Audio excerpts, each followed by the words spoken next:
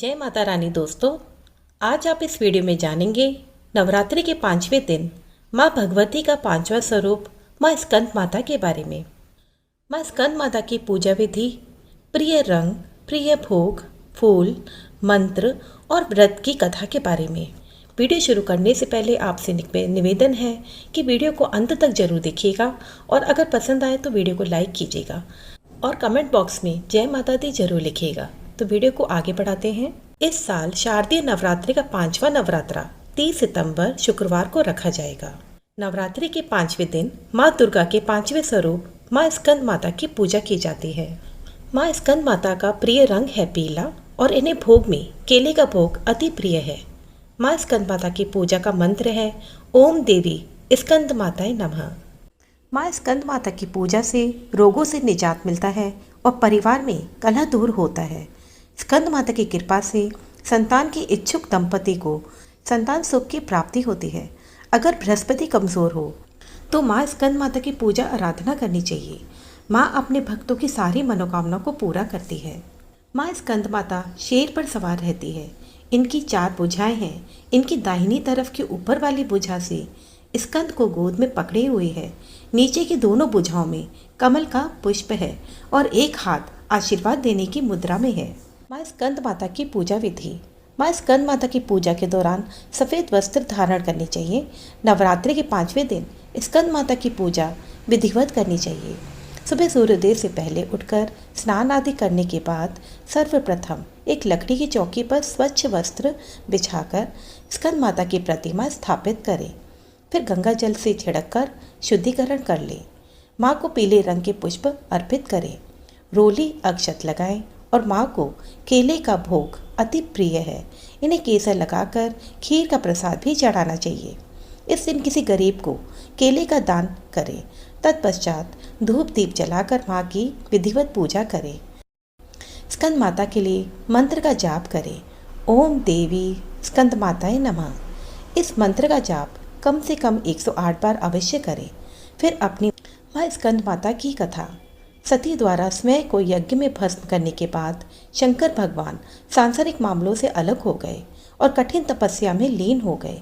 उसी समय देवता तारकासुर के अत्याचारों से कष्ट भोग रहे थे। तारकासुर को वरदान था कि केवल भगवान शिव की संतान ही उनका वध कर सकती है। बिना सती के शिव की संतान नहीं हो सकती। यह सोचकर देवता भगवान विष्णु के पास मदद मांगने के लिए गए, लेकिन भगवान विष्णु ने उन्हें कहा कि इस स्थिति के लिए आप स्वयं ही जिम्मेदार हैं। अगर आप सब दक्ष प्रजापति के यज्ञ में भगवान शिव के बिना उपस्थित नहीं होते तो सती को अपना शरीर नहीं छोड़ना पड़ता। उसके बाद विष्णु भगवान उन्हें माता पार्वती के बारे में बताते हैं, जो आदि शक्ति माता सती के अवतार है। उसके बाद देवताओं की ओर से महर्षि नारद पार्वती के पास जाते हैं और उनसे तपस्या करके भगवान शिव को पति के रूप में प्राप्त करने के लिए कहते हैं, जो पिछले जन्म में भी उनके पति थे। हजारों वर्ष की तपस्या के बाद शिव भगवान पार्वती माता से विवाह करते हैं। भगवान शिव और माता पार्वती की ऊर्जा मिलकर एक ज्वलंत बीज को पैदा करती है।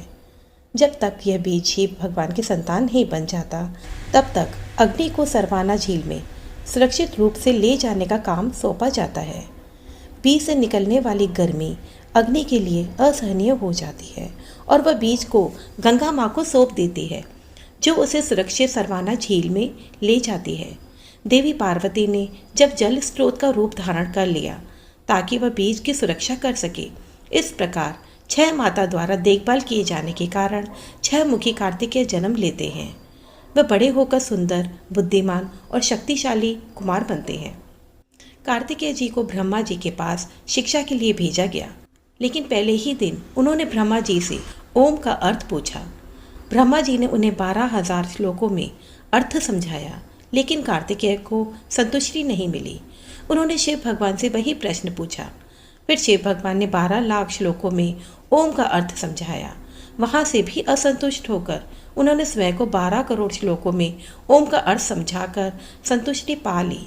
शिक्षा प्राप्त करने के बाद देवताओं के सेनापति के रूप में उन्हें सभी देवताओं ने आशीर्वाद दिया और तारकासुर के खिलाफ युद्ध के लिए विशेष हथियार प्रदान किए। कार्तिकेय भगवान ने एक भयंकर युद्ध में तारकासुर को मार डाला। इस प्रकार माँ स्कंद माता को एक सर्वश्रेष्ठ बच्चे की माँ के रूप में पूजा जाता है।